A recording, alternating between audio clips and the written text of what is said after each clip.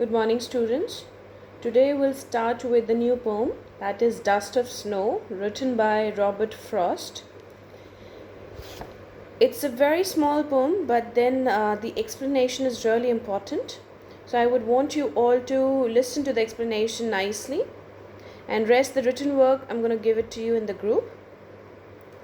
The way a crow shook down on me, the dust of snow from a hemlock tree.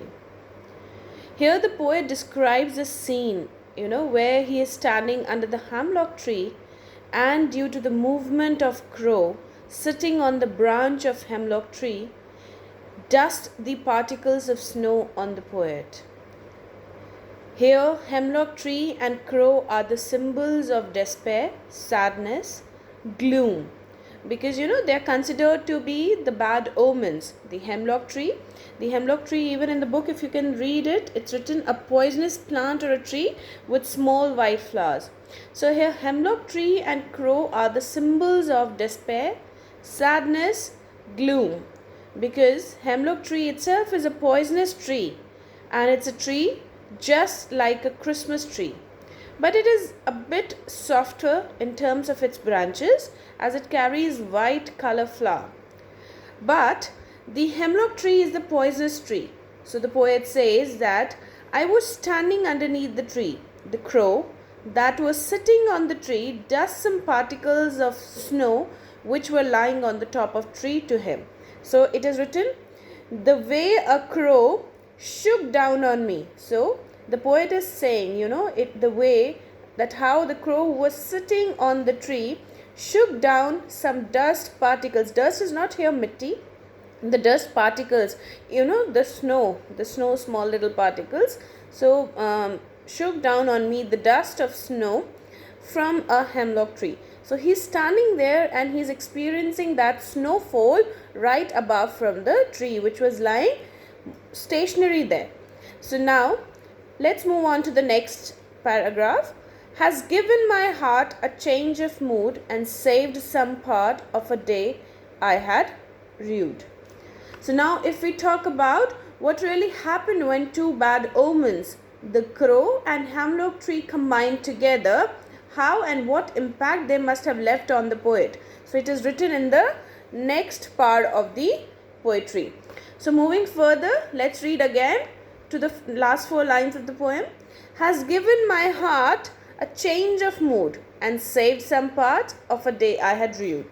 So now the poet confesses that how the dust particles of snow had changed his mood, and because his mood has changed, so now because he was sad in the beginning of the poem, and now the poet says that the snow particles falling on him has changed his mood, and now his rest of the day is saved just because he is bit happy.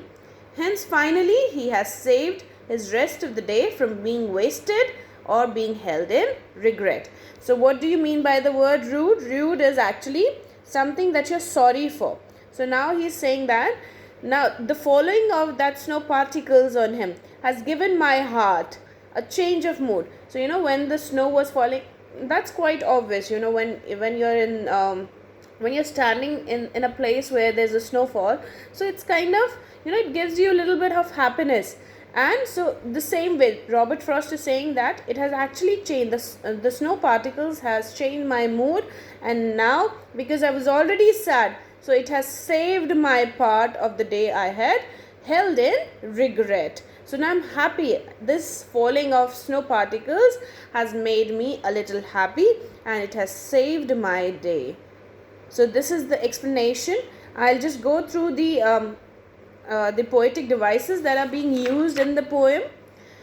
First I'll tell you what is the rhyme scheme. The rhyme scheme here is, see crow and snow. So it is A, this is me, tree. So me and tree is into the rhyming words.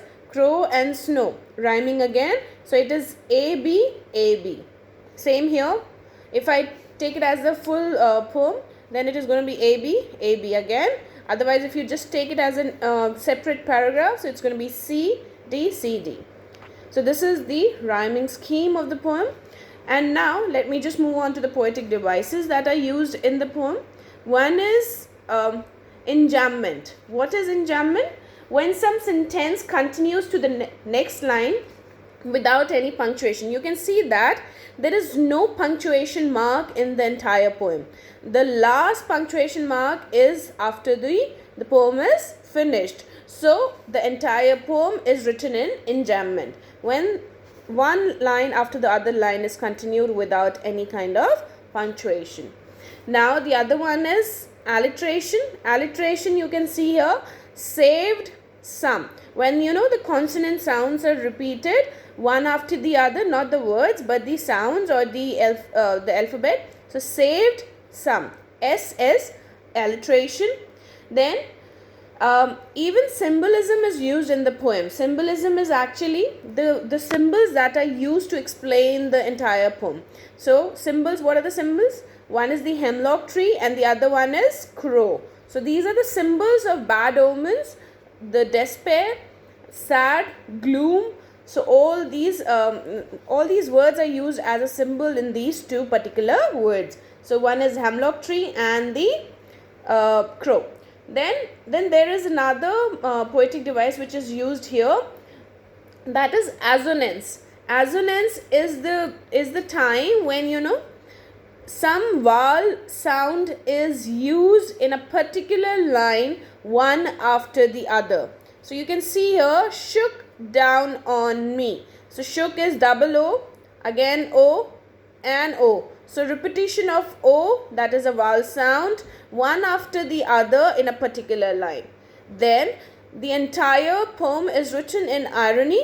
Irony is a contrast between the reality and the and the expectations. Example, that how bad omen, symbols like hemlock tree and the crow, they are considered to be the bad omens, but then how they made the poet happy. So how these two things, when they had combined, the bad things had combined together, how these two things have made the poet happy. So this is the poetic device, the poetic devices that are used in the entire poem. So I'll send it to you in the written as well in the group, but you go through the explanation nicely because it is really important to understand the explanation first. Thank you.